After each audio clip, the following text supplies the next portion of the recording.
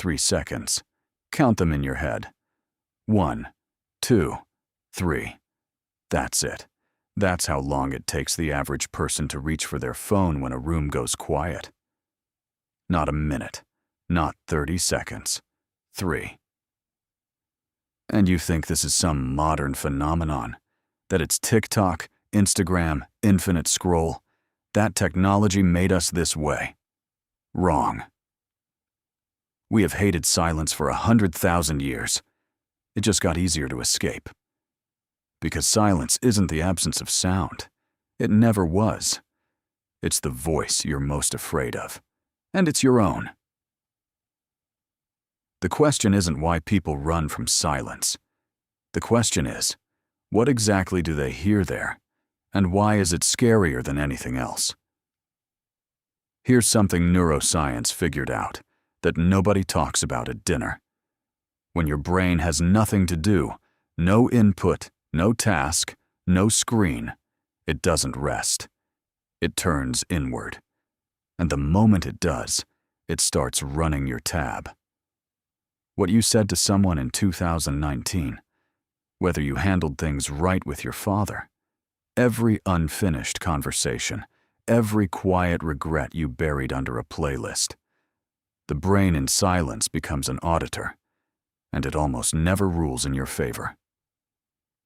We didn't learn to fear silence. We were selected for it. 100,000 years ago, silence in the forest meant one thing: a predator had stopped moving. The ones who felt no anxiety in the quiet didn't pass on their genes.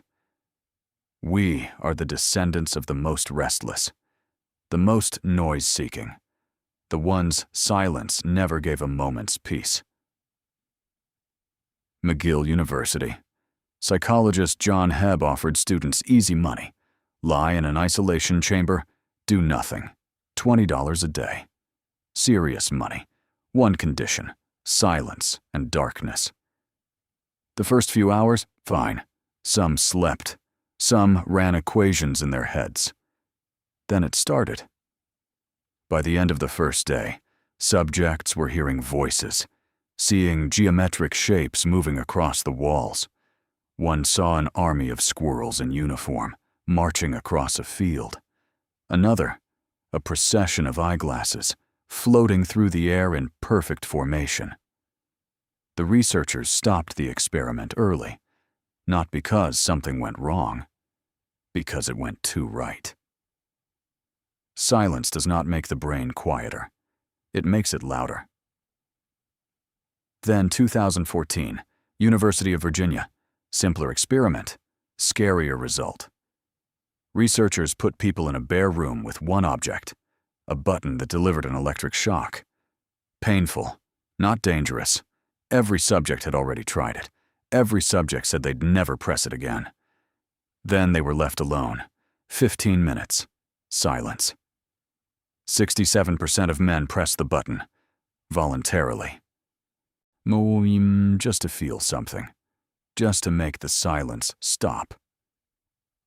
Think about that for as long as you need, but think.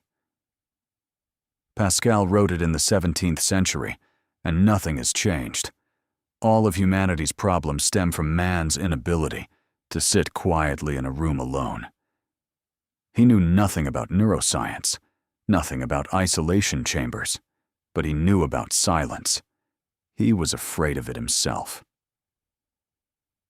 If you're subscribed already, you've probably felt this before. That moment when you turn off the music in the car and don't know why you did it. That night when you lie down and suddenly your thoughts are louder than anything from the day. We aren't running from emptiness. We're running from fullness. There's one moment in this story I can't get out of my head. Benedictine monk Lawrence Freeman runs a silent retreat in Scotland. 5 days. No phones, no talking, no music. 32 participants.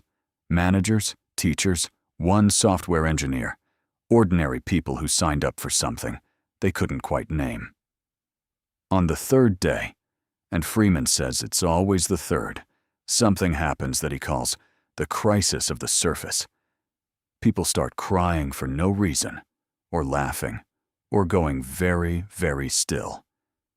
One man, 48 years old, senior executive, sat down in the middle of a field and couldn't get up for 2 hours. Just sat. Later, he said, I realized I'd never heard myself. Not once. I heard my thoughts all the time, but I'd never heard myself. That's the difference. Thoughts are noise, as loud as any radio. They comment, judge, plan, fear. But somewhere beneath them, there's a quieter signal.